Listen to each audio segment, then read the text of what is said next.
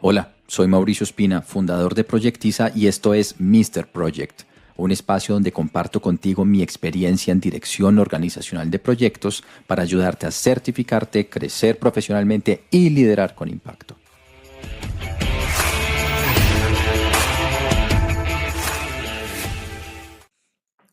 El día de hoy les quiero hablar de la segunda y última parte del capítulo 2 del PMBOK, ese que habla de sistemas organizacionales.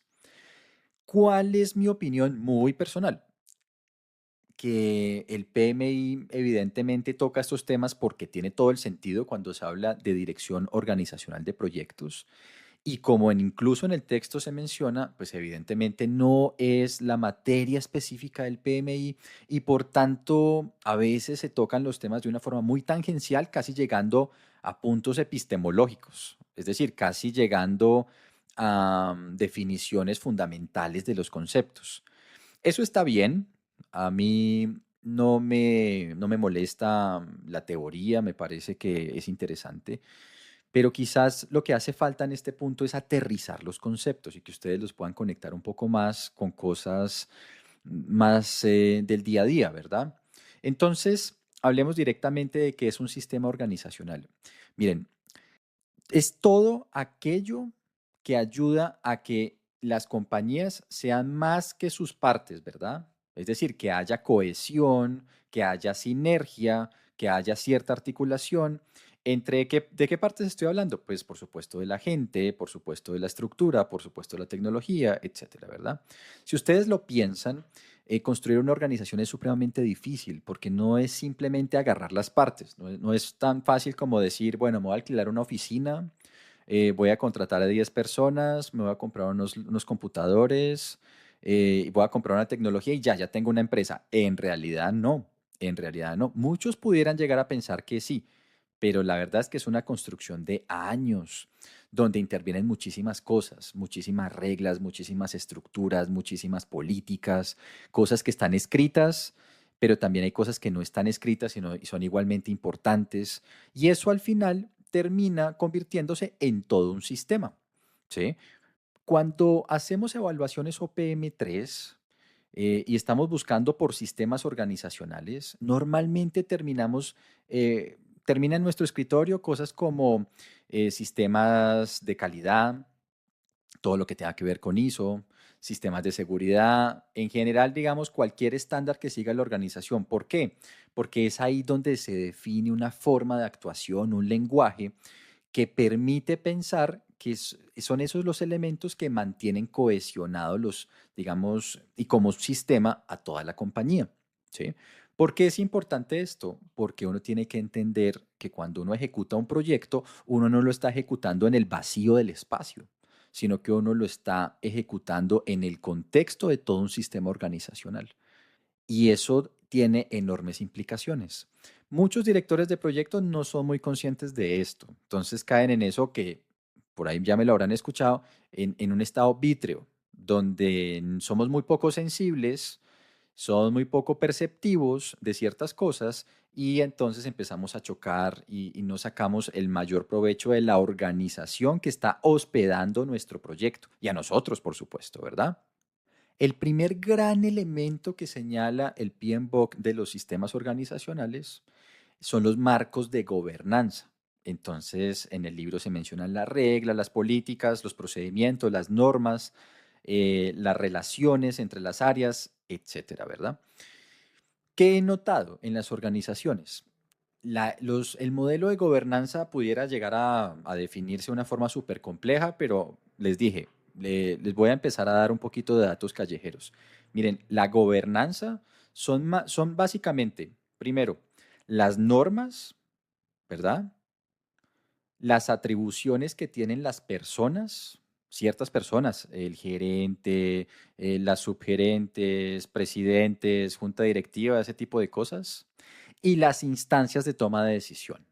Entonces, mira, en este comité de inversiones vamos a tomar decisiones de estas.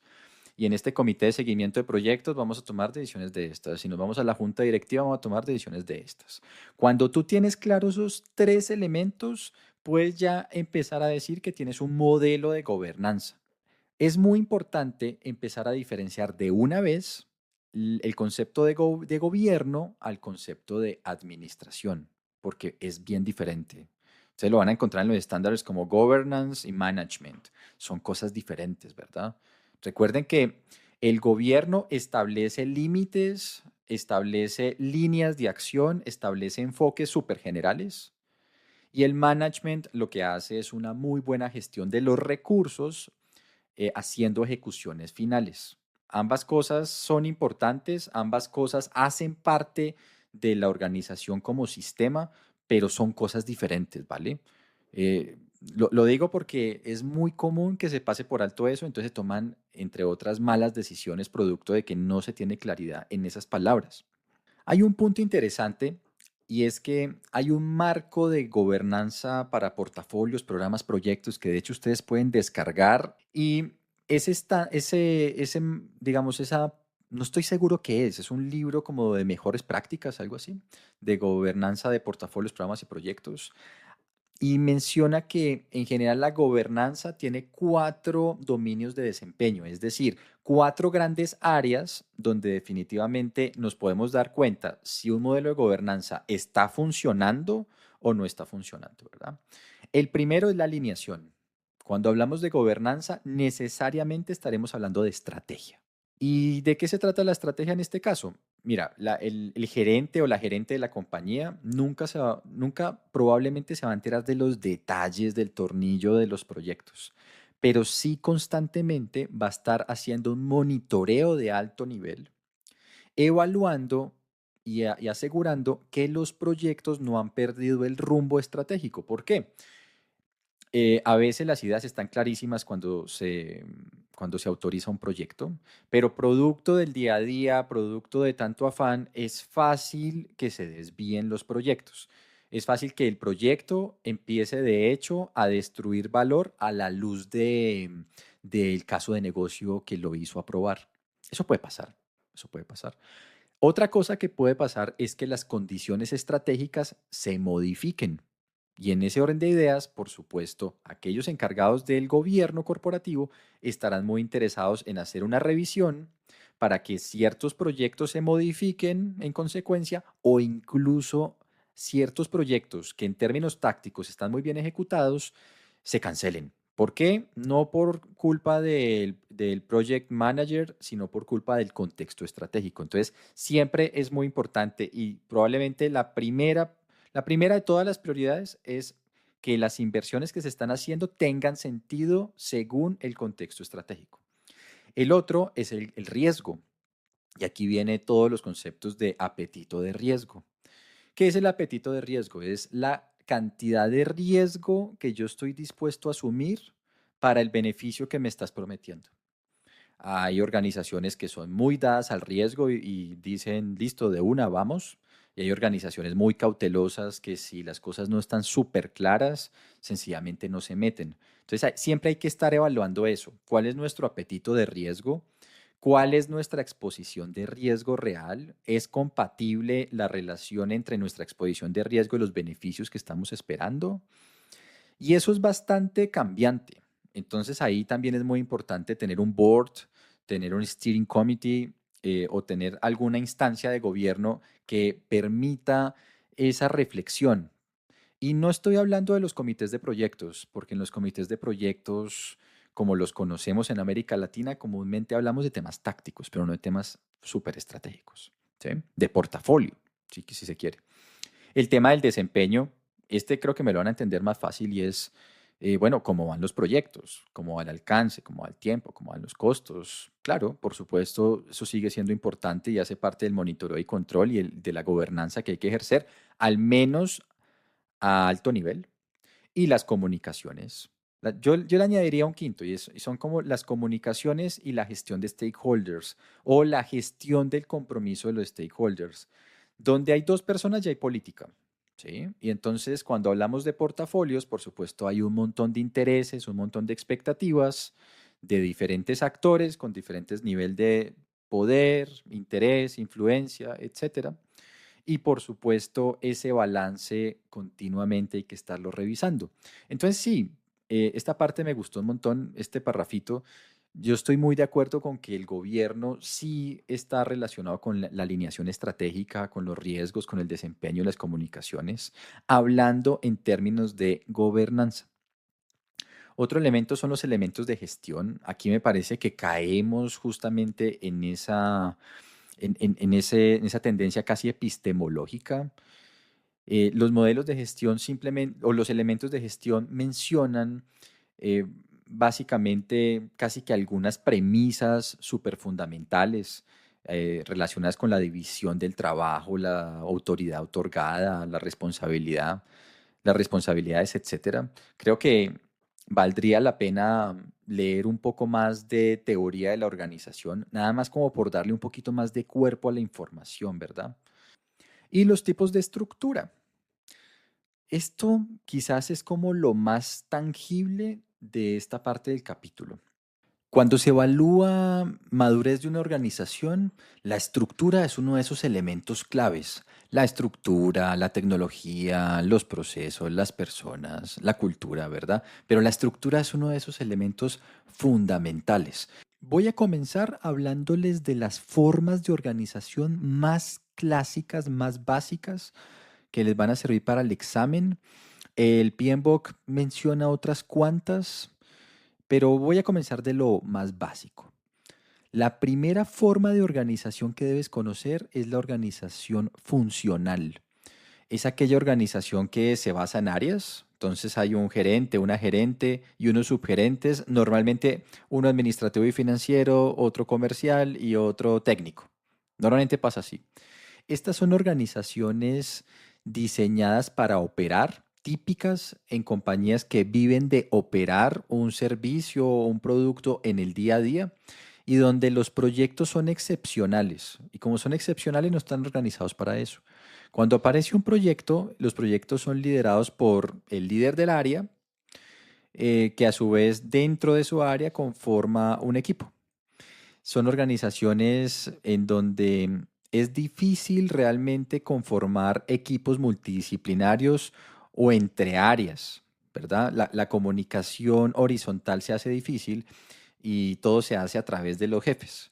En general son más bien jerárquicas. Esto no es ni bueno ni malo, simplemente es una condición de negocio y corresponde, como les decía, a la actividad que se desarrolla. El siguiente tipo de estructura es un tipo de estructura intermedio. Esa estructura se llama matricial. Matricial porque tiene algo de funcional, pero también tiene algo de proyectos, ¿sí? O sea, es vertical, digamos, es muy jerárquica, pero también ya empieza a establecer ciertos canales de comunicación horizontales entre las áreas. La matricial se divide en tres a su vez. La matricial débil.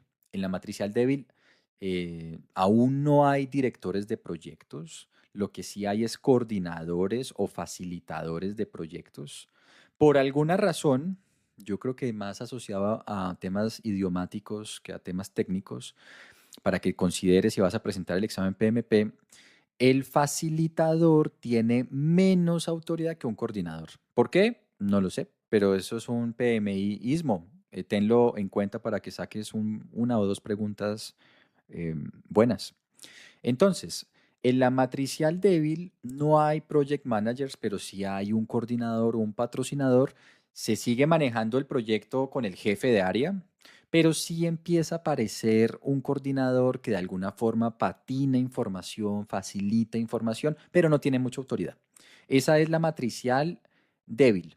La que sigue es la matricial equilibrada. En una matricial equilibrada sí aparece la figura de project manager. Ya hay un project manager. Entonces lo que se hace acá es que el proyecto lo maneja un gerente de proyectos y ese gerente de proyectos tiene la capacidad de establecer un equipo interdisciplinario de diferentes áreas y sí manejar el proyecto con su equipo de proyecto como tal. ¿Sí? Entonces, la organización matricial sigue teniendo su estructura funcional de siempre, pero cuando surge un proyecto, sí nombran a un gerente de proyectos, ese gerente de proyectos sí solicita equipos, se lo entregan de las diferentes áreas. Entonces ahí ya se empieza a dar como tal y como conocemos la gerencia de proyectos. También hay una matricial fuerte. Una matricial fuerte ocurre cuando ya hay un área de proyectos, incluso a veces una PMO, por ahora, por algo que les va a contar ahorita, en los próximos minutos, pero ya a la par que hay un área funcional de administración y finanzas, por ejemplo, área técnica, área comercial, empieza a aparecer un área a la par que es un área de proyectos, ¿sí? Entonces ya hay un director de proyectos en general que a su vez tiene un equipo de gerentes de proyectos.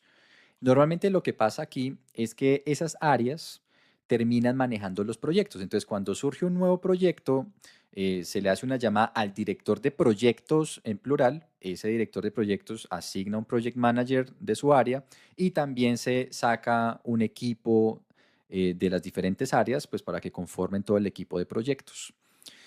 Esa es la matricial fuerte. Entonces recuerden eso. Hemos pasado por tres tipos de estructura matricial: la débil, la equilibrada y la fuerte. Y por último, el tercer gran tipo de estructura organizacional es la estructura proyectizada. La estructura proyectizada es típica en organizaciones que dependen de ejecutar proyectos.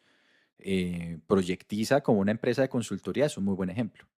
Entonces, la estructura organizacional depende básicamente de cuántos proyectos hay. O sea, hay muy pocas personas de planta y lo que hace la organización es que crece cuando hay muchos proyectos, y cuando no hay tantos proyectos, simplemente con los proyectos se va la gente y solo quedan unas poquitas personas de planta, ¿verdad? Características. En una organización proyectizada, los gerentes de proyecto tienen muchísima autoridad, ¿sí? Porque básicamente encabezan los diferentes proyectos y como no hay una estructura de compañía, entonces buena parte de esa autoridad se queda en los project managers de cada uno de esos proyectos. Otra característica que tiene es que normalmente la gente no tiene a dónde regresar. Es decir, cuando se acaba el proyecto pasan dos cosas. Primero, se celebra porque todo el mundo está muy feliz porque el proyecto se acabó y salió bien, espero. Y la segunda, se busca trabajo porque no hay a dónde regresar. Mientras no haya proyectos, la mayoría de la gente no tiene a dónde regresar, no tiene una estructura. ¿Y por qué? ¿Por qué pasa esto? Porque son compañías que no viven de la operación, casi que nunca operan nada. Viven es de hacer proyectos, constantemente tienen que andar buscando proyectos. Entonces hagamos un repaso porque les hablaba de muchas cosas. La primera estructura es la funcional, muy orientada a la operación, donde los proyectos son casi una excepción. Después vienen las estructuras matriciales, que se pueden dividir en tres: la débil, la equilibrada y la fuerte. Y después vienen las estructuras proyectizadas, donde los proyectos, de hecho, son la principal función de la organización, ¿vale? Entonces, dependiendo del tipo de estructura con el que estés trabajando, pues vas a tener diferentes condiciones. No quiero decir ni mejor ni peor, pero vas a tener diferentes condiciones, vas a tener que adoptar un lenguaje muy diferente, la gente te va a entender muchas cosas o no te las va a entender, lo que propones es más natural o menos natural y tienes que considerarlo, ¿vale? La próxima vez que gerencies un proyecto en tu organización, por favor, considera eso. De hecho, pregúntate, ¿tu organización de qué tipo es? ¿Sí? Esencialmente considerando solo la funcional, la matricial y la proyectizada. Ahora, en el PMBOK te vas a encontrar una matriz, que es la matriz de influencias de la estructura organizacional en los proyectos. Y bueno, te van a mencionar otras. Y con algunas estoy de acuerdo, otras son discutibles. Pero una que te van a mencionar es la estructura orgánica o sencilla. Bueno, se dice orgánico, es una forma bastante elegante de decir que básicamente no hay estructura, ¿vale? Entonces simplemente se va armando según caiga y ya está. Como les decía, la verdad, el comienzo de la mayoría de estructuras organizacionales es así, es según se juntan cuatro o cinco personas y simplemente se van ordenando según puedan, y eso va al final evolucionando en estructuras, digamos, más pensadas, ¿vale? Pero no deja de ser cierto que las estructuras son bastante emergentes. Entonces te hablan de la estructura sencilla, también te hablan de una estructura multidivisional, que puede duplicar funciones para cada división con poca centralización. Eso, digamos, son como diferentes prismas, yo diría que de una estructura funcional. ¿Qué más veo acá? Hay unas con las que no estoy muy de acuerdo, como ingeniero industrial. Virtual, pues a mí no me parece que las estructuras dependan de que son, si son virtuales o no. El trabajo virtual, por supuesto, es una forma de trabajo, es una metodología, pero no es propiamente una estructura. Pero claro, esa es simplemente una opinión de este servidor. Híbrido, pues híbrido es simplemente la combinación de cualquiera de las anteriores. Yo diría que prácticamente todas las organizaciones o todas son híbridas. No creo que haya una organización pura. Y PMO, bueno, PMO no es una forma de organización. La PMO sí es una estructura o una sección de una estructura organizacional, sí, pero no es una forma de organización. No sé, a veces siento que aquí se están combinando peras con manzanas, pero esta es una opinión, como les digo, simplemente es para que lo consideren, pero sí estudienlo bien. Y estudienlo bien porque la información es interesante. Y hablando de oficinas de dirección de proyectos, PMO, entonces, en términos simples, por supuesto, todo tiene matices y, mejor dicho, las posibilidades son infinitas, pero en términos simples, hay tres tipos de PMO, ¿vale? Una PMO de apoyo es una PMO, y aquí vienen las palabras claves, es una PMO que te sugiere metodología, ¿sí? Entonces, primero, está por fuera de los proyectos. Y lo que hacen las PMOs de apoyo es que desarrollan un montón de herramientas, un montón de políticas, un montón de cosas que pueden llegar a servir, de activos organizacionales. Y cuando ocurre un proyecto, se le acercan al encargado y le dicen, oye, te sugiero que uses esto porque te podría servir. Pero la palabra clave es que sugieren, sugieren. Entonces no tienen como muchos dientes. Esto no es un juicio de valor el que estoy haciendo porque depende del tipo de estructura, ¿sí? Entonces, depende del tipo de estructura, tú puedes llegar a ser de apoyo, puedes considerarlo prudente. Las PMOs de apoyo sugieren. Las PMOs de control, y aquí viene la palabra clave para las PMOs de control, exigen. Primero, las PMOs de control normalmente no lideran los proyectos. Pero si tienen algo más de dientes, entonces ya no llegan a sugerir, sino que de hecho exigen que se usen ciertas tecnologías, ciertas metodologías, ciertos artefactos, y es ahí donde aparecen, por ejemplo, los índices de adherencia metodológica, y donde si no realizas tal mejor práctica, entonces te quitan un check y el índice de adherencia metodológica se cae, etcétera. Entonces, fíjate la diferencia entre la de apoyo y la de control. Y la PMO directiva, aquí la palabra clave es que gerencia directamente y se encarga directamente de los proyectos. Entonces, en una PMO directiva, no, primero no se sugiere, no se exige, sino que es que de hecho la PMO está asumiendo el liderazgo de los proyectos. Y esto te lo conecto con un comentario que hice ahora. Las PMOs directivas tienen cierta conexión, si lo piensas, con las organizaciones matriciales fuertes, e incluso con organizaciones proyectizadas, ¿vale? Porque es ahí donde se tiene un protagonismo muy fuerte de todo el tema de proyectos. Entonces, ahí creo que hay una conexión. Recuerda eso, de esto fijo te salen preguntas en el examen, y esto es importante si trabajas en una PMO o si estás tratando de estructurar un sistema de dirección de proyectos dentro de una organización, aunque no le llames PMO. Vale la pena pensar en esto. Bueno, y por supuesto, todo puede ser híbrido, ¿no? Al final todo es híbrido. Entonces, ni te lo menciono, ¿verdad?